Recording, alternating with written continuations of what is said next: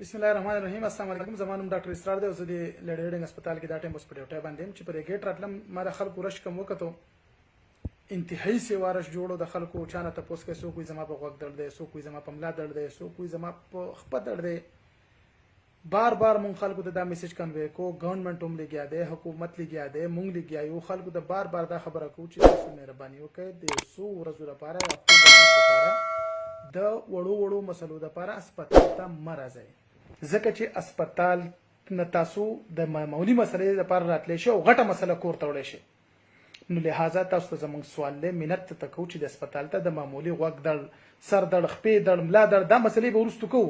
خو اوس چې کومه کرنټ سچویشن روان دی او دا مسله روانه ده د دې نه ځان خلاصول غواړي د هغې خلاصولو لپاره طریقه کار دا دی چې موږ په خپلو کورونو کې کینو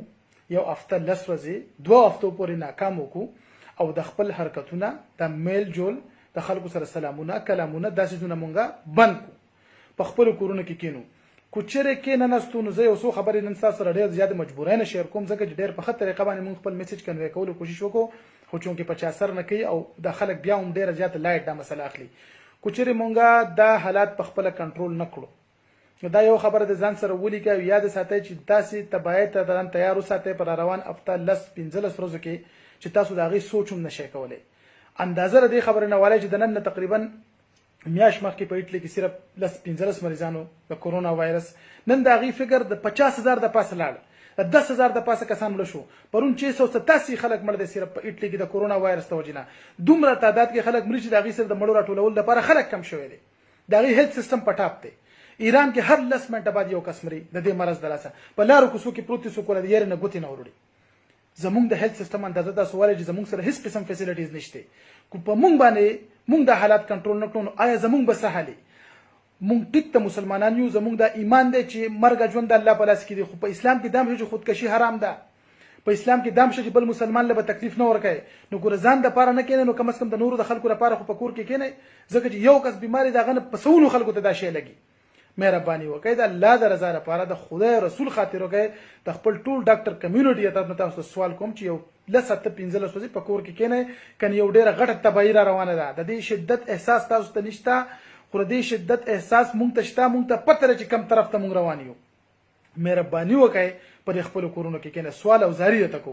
دویم خبردار چې په سوشل میډیا باندې مونږ ګورو خلک لګیاره ډاکټرانو ته کنزل دی ویل دی بغض دی حسد ته مهرباني وکړئ د الله د رضا لپاره دا بغض او حسد دی ولس 15 ورځې لپاره پرې دی د تاسو فرنٹ لاین باندې واریرز دی بغیر د انتظاماتو نه په هسپتال کې لیاري چې کم مریض نه خپل مور خپل خويندرونه رشتہدار تختی دا غي مریضانو سره د کورونا وارډ کې ناشته او 30 غنټې دا غي خدمت کوي ځان بالکل مرګ ته مخ کړي نن سبا د خلکو د تاسو د وسلو ضرورت دی تاسو چې په کوم رفتار باندې په کوم لهجه کې دي ته کنزل او خبرې ترې کوي دا ستر ډیر زیات تکلیف ملاويږي مونږ ته من مهرباني وکړئ لږ د خپل جهالت د خپل بغض او حسد کنټرول کړئ او د دې خلکو لا اوس کم از کم حوصله ولا ورکړئ بل خبردار چې مونږ نن سبا د ایمان ډېر خبرې کوو چې را بس سکیږي الله بکی او مطلب دا زه خو بدا کوم زباغه کوم نو د ایمان پته خو دینه لګي چې په مارکیټ کې سینیټایزر نشته ماسک نشته انټي وایرل شاټ دی انټي ملیریل شاټ دی انټي بایوټیک ایون شاټ دی پیناډال شاټ کې دوه ولدي دغه ځای کې خو زمونږ د ایمان پته لګي نو لهدا مهرباني وکړئ لږ پزان باندې حرکت راولې ځکه چې زمونږ غره هیلث سیستم بالکل ختم دی زمونږ تقریبا شی زمونږ د قابو وته دی نو مهرباني وکړئ پر خپل کورونو سوال د تکوم د ټول کمیونټي د لاسه چې په خپل کورونو کې کینې او ډیر زیات خلک افیکټډ دي زمون خاص کر زیات تر خلک د روزانه پیسې ګټي او خپل کور ته پیروټي وړي هغه خلکو د ډیر زیات تکلیف دی لہذا چې تاسو خپل ایمان خامخا د داوا کوي چې تاسو ډیر غټ ایمانداري او چې کیږي به نو بیا د اسلام دام حکم دی چې بل مسلمان سره خوږي نو دغه خلکو سره مهرباني وکړئ چې کم خلک روزمره دیاړی مزدوري کوي او کور ته بچو له روټي وړي دغه خلکو کاروبارونه بالکل ولاړ دي او امید کې دي چې پر روان سورز کې بالکل بند شي دا خلکو سره مدد وکړي چې څومره بچم غوڼ کړي دا خلکو ته پوسه کوي د چي د روټي سالن د چت د کپړې د بسترې په شکل کې دا خلکو مدد وکړي او مهرباني وکړي چې په کورونو کې کینې لس 15 ورځې لګ ناکام وکړي په ځان باندې لګه سخت تیر کوي نو د ډېر غټي تباین به مونږ بچو کنه کوم په ځان باندې کنټرول را نه وستو دا یقین وساتئ دا خبر ځان سره ولېږئ چې دا تباین روانه ده چې دا غي مونږ سوچ هم نشو کولای